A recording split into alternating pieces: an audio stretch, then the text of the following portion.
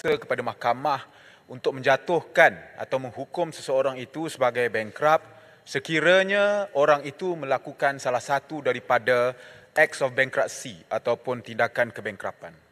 Ada banyak jenis acts of bankruptcy ini dengan izin, tetapi sebahagian besar mereka yang dijatuhkan bankrupt adalah mereka yang mana terdapatnya hutang terhadap individu atau entiti lain dan selepas satu penghakiman diambil atau diterima di mahkamah, mereka ini tidak berupaya untuk membayar hutang tersebut.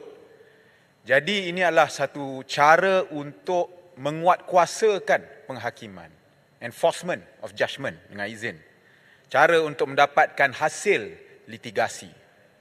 Tapi apa yang berlaku, Puan Yang Dipertua, sebenarnya secara praktikalnya bankruptcy ini bukanlah satu cara yang efektif untuk mendapatkan hasil litigasi. Sebab bila orang ni ada hutang dengan kita ada judgement, kita ada penghakiman terhadap orang tersebut. Kita jadikan orang tu bankrupt.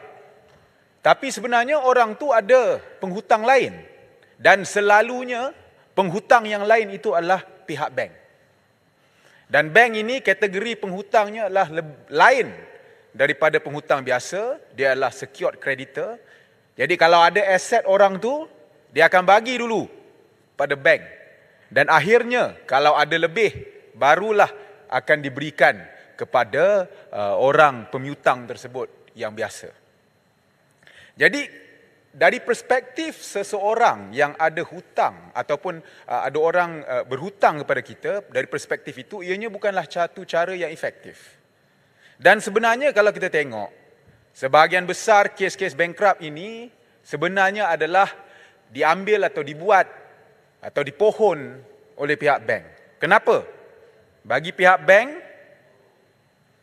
ini adalah satu cara untuk menyatakan bahawa hutang tersebut adalah suatu hutang bad debt dan kita boleh write off.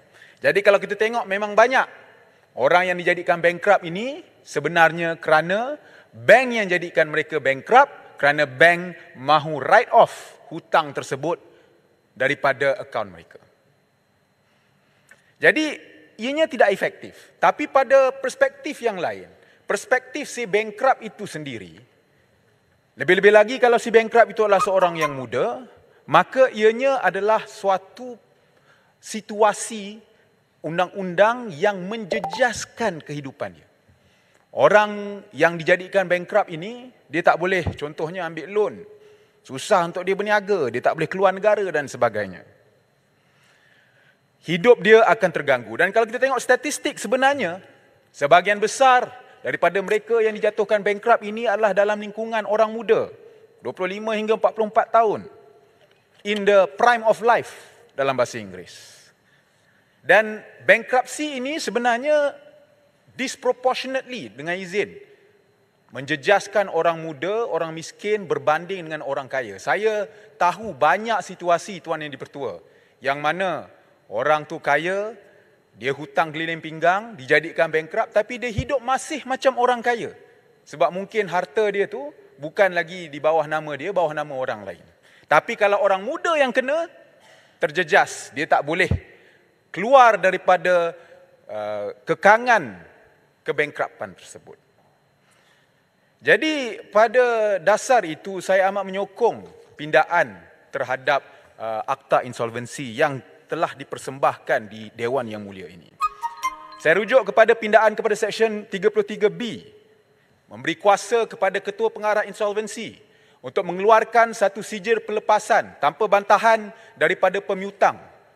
Saya sambut baik tambahan kepada kategori yang mana sekarang ini seseorang yang tidak dapat menguruskan hal ehwalnya akibat kesihatan mental seperti disahkan oleh pakar psikiatri boleh mendapat perlepasan daripada Ketua Pengarah Insolvensi. Ini satu cadangan yang baik.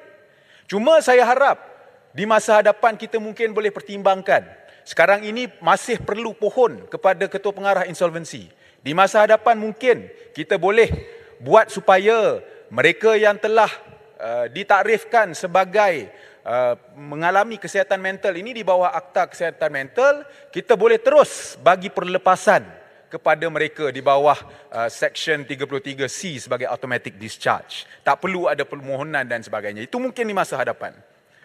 Saya juga mau sokong pindahan kepada 33C, Tuan Yang di-Pertua, mengenai perlepasan secara automatik. Buat masa ini, si bankrupt boleh dilepaskan secara automatik selepas membayar target contribution dengan izin, yang mana selalunya adalah beberapa peratus daripada hutang dia. Jadi kalau hutang dia adalah 100,000, selalunya dalam 15-20% dia kena bayar dahulu sebelum dia dapat pelepasan automatik. Jadi atas sebab ini, seperti yang dikatakan oleh YB Menteri tadi, maka walaupun adanya pindaan sebelum ini untuk melepaskan secara automatik selepas beberapa tahun, ianya tidak efektif kerana orang ramai tidak dapat mencapai target tersebut. Jadi sekarang ini kita nak pindah supaya Ketua Pengarah Insolvensi itu mempunyai budi bicara, memandangkan, melihat kepada kemampuan si bankrupt itu untuk membayar hutang, barulah dari situ adanya jumlah untuk dibayar terlebih dahulu. Jadi kalau contohnya dia boleh bayar RM200 sebulan saja, itulah kemampuan dia dan itulah yang patut diambil kira oleh Ketua Pengarah Insolvensi. Yang dicadangkan sekarang ini lebih fleksibel pada saya dan mencerminkan realiti di lapangan. Minta bicara sedikit Yang Berhormat Bangi. Yang Berhormat Bangi kata tadi mengikut kemampuan untuk membayar, iaitu sekiranya dia mampu untuk bayar RM200, maka itulah yang perlu dibayar. Soalan dia, sekiranya dia hanya mampu untuk bayar RM200, bagaimana dia boleh terjadi menampung hutang yang boleh membengkapkan dia?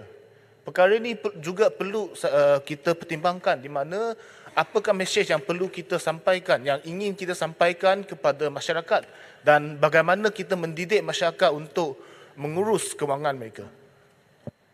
Ya, saya setuju. Saya rasa di sini AKPK boleh memainkan peranan yang lebih di samping bank negara dan sebagainya untuk memberi kesedaran tentang financial literacy dengan izin kepada orang ramai supaya mereka dapat mengurus kewangan mereka dengan lebih baik. Sudah tentu ada satu permasalahan yang besar di mana kalau kita tengok begitu ramai anak muda yang terperangkap dalam situasi ini. Mengapa mereka terpaksa mengambil pinjaman contohnya? Adakah mereka ada masalah dalam mereka hendak mengurus kewangan mereka dan sebagainya. Ini juga harus diambil kira dan saya rasa satu penyelesaian komprehensif bukan hanya bergantung pada undang-undang tetapi juga atas dasar dan juga dengan kerjasama semua pihak. Saya juga nak ambil peluang ini untuk mengatakan bahawa mungkin ya kita perlu lebih banyak pegawai insolvensi sebab salah satu daripada aduan yang kita dapat adalah masa yang lama yang diambil oleh mungkin pegawai insolvensi ini untuk mengurus, mungkin kerana terlalu banyak kes-kes ini dan tak cukup. Jadi untuk menguruskan pentadbiran mereka yang dijatuhkan bankrupt itu memakan masa. Jadi mungkin kita perlukan lebih banyak pegawai insolvensi dan pada masa yang sama atas dasar ini juga saya menyokong pindaan-pindaan berkenaan dengan mesyuarat pemiutang atau creditors meeting yang boleh dibuat atas talian dan juga pentadbiran itu tidak perlu menunggu mesyuarat pemiutang pertama yang mana kita tahu masalahnya dengan nak membuat mesyuarat pemiutang pertama ni perlu ada beberapa perkara yang akan memakan masa. Akhir sekali, Tuan Yang di-Pertua, saya melihat rang undang-undang ini sebagai satu penambahbaikan kepada pengurusan bankruptsi yang dimulakan dengan pindaan pada tahun 2017 dan diteruskan. Ada kesinambungan dengan RUU yang kita bahaskan pada hari ini.